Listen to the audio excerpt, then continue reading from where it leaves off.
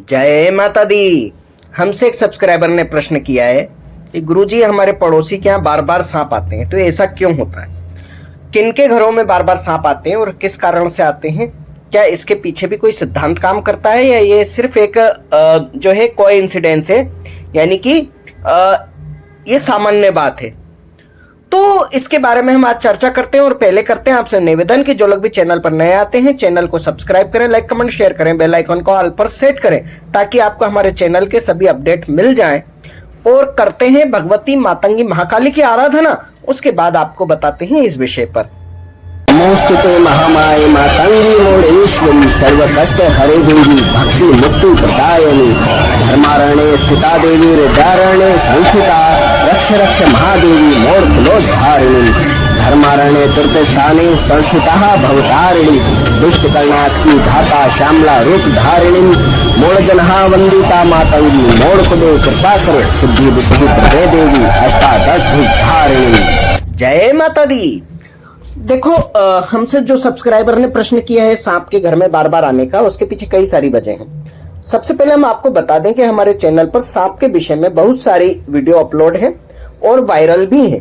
आप उनको भी सुने और इस वीडियो को भी सुने, क्योंकि ये प्रश्न अलग है तो इसका उत्तर भी अलग ही होगा और ये अलग ही तरीके से बनाया जाना चाहिए, इसीलिए इसको हम रिकॉर्ड कर रहे हैं। तो देखो बच्चों, सबसे पहली बात तो ये है कि सांप एक आध्यात्मिक ऊर्जा है और आध्यात्मिक से के साथ साथ आपके जीवन से जुड़ी हुई एक विशिष्ट ऊर्जा भी है। आध्यात्मिक इसलिए क्योंकि आप उसको देवता मान करके पूजते हो, उनकी शक्तियों को आप देखते हो, सुनते हो, जानते हो। आप ये भी मानते हो कि पितृदोष होता है, आप ये भी मानते हो काल सर्प दोष होता है, आप ये भी मानते हो कि अगर ये सर्प ना हो तो आपकी कुंडलिनी जागृत ना हो, अर्थात आपकी कुंडलिनी को भी सर्प का आकार दिया गया है, उसके बारे में कहा गया। आपके बुरे समय को भी काल के रूप में बताया गया और काल का भी चिन्ह सर्प को दिखाया गया है। तो कहीं ना कहीं आध्यात्मिक रूप से ये आपके साथ जुड़ा हुआ है। यहां तक कि कहा जाता है कि शेषनाग के मस्तक पर पृथ्वी स्थिर है और इस पृथ्वी का संतुलन उन्हीं के कारण है। और बाद में वैज्ञानिकों ने भी सिद्ध किया है कि समुद्र के अंदर भी इस प्रकार की चट्टानें होती हैं जो बिल्कुल सर्पाकृति में होती हैं और वो उसी प्रकार से समुद्र को थामे हुए रहती हैं।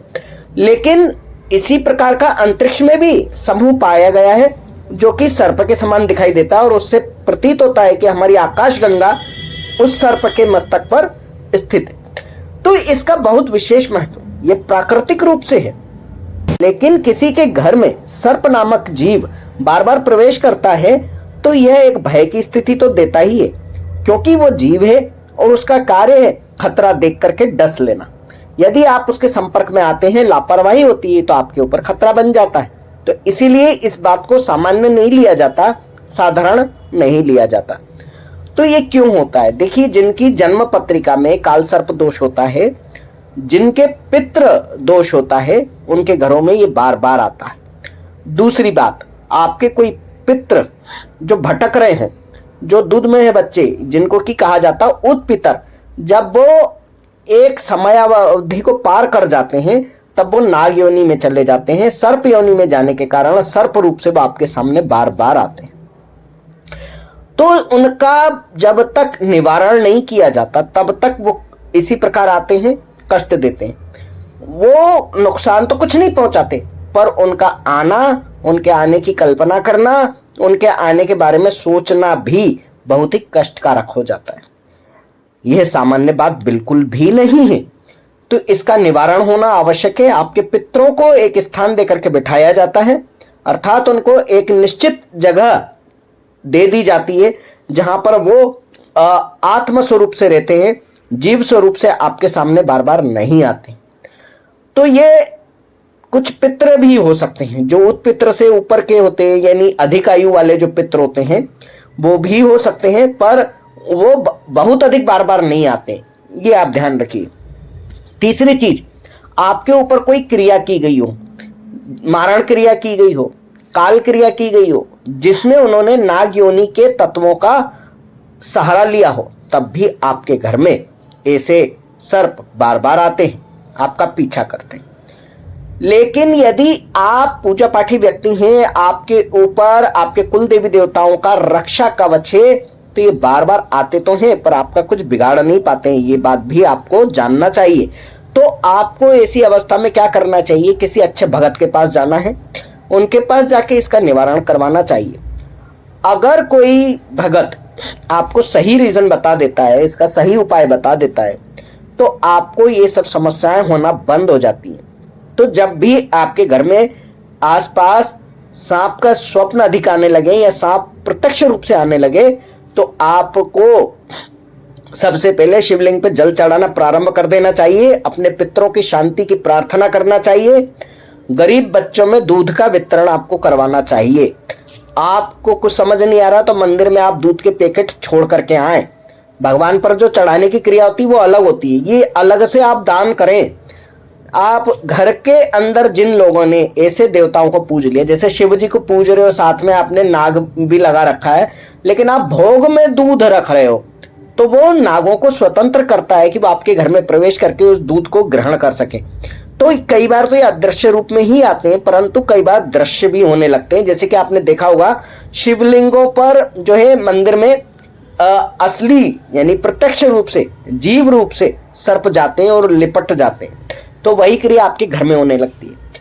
कुछ लोग नाथ संप्रदाय की शक्तियों को पूजते हैं, तेजा जी, गोगा जी आदि आदि आदि। तो इस कारण से भी जो होता है नागों का प्रवेश घर में होने लगता है, आपकी अज्ञानता के कारण, आपके समझ नहीं होने के कारण। कई लोग नाग पंचमी पर नागों की पूजा करते हैं, लेकिन उसके लिए भी वो घर के अंदर अगर पूजा कर देते हैं, आह्वान कर देते हैं, तो वो आह्वान जब घर के अंदर हो जाता है तो वो स्वतंत्र हो जाते हैं आपके घर में प्रवेश करने के लिए। तो उनके घरों में भी ये सर्प बार बार आते हैं। तो ये सारी गलतियां नहीं करना चाहिए। और जो पितरों की समस्या के कारण आपके घर में आ रहे हैं ना, तो जो अच्छे भगत होते हैं वो एक स्थान उनको देंगे, तभी वो स्थायी रूप से वहां बंद करके बैठेंगे, इधर उधर नहीं आएंगे, आपके सामने नहीं आएंगे। तो ये बहुत विशिष्ट जानकारियां हैं जो आपको हर जगह हर समय नहीं मिल सकती। कुछ लोगों को ही इसकी जानकारी मिल पाती है जब उनका समय अच्छा आता है। तो इसीलिए जब हमसे सब्सक्राइबर ने कहा कि हमारे साथ ऐसी समस्या हो रही है, हमने तत्काल इसके बारे में उनको निवारण बताया। आपको क्या करना है, आपको पूरे घर में एक जटा वाला नारियल घुमाना है।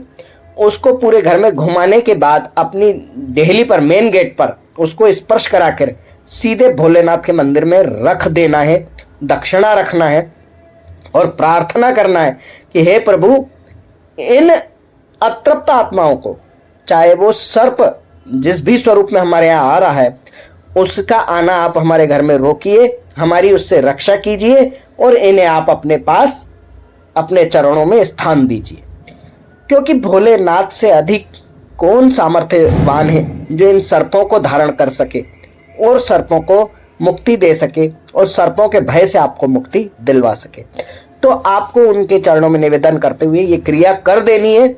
इससे आपको तत्काल राहत मिलेगी और उसके बाद आप भगत की शरण में जा सकते हैं। तो मुझे उम्मीद है कि आपको इस विषय में जानकारी मिल गई होगी। और भी अगर आपको इससे संबंधित कोई प्रश्न करना है तो आप कर सकते हैं। हमारे यहाँ खुला गुरु धारण प्रारंभ है। आप हमें संपर्क कर सकते हैं 9993765729 पर। नंबर नीचे भी डाल रखा है हमने डिस्क्रिप्शन में, तो आप हमें संपर्क करें खुले गुरु धारण के लिए। और जिन लोगों को परमानेंट सीखना है, गादी चौकी साधनाओं के संबंध में जानकारियां लेनी है, तो वो भी इसी नंबर पे हमें संपर्क कर सकते हैं। और आपको वहां मैसेज करना है, कॉल नहीं। इस बात का आप ध्यान रखें। जय मोड़ेश्वरी बोल बम, जय माता दी।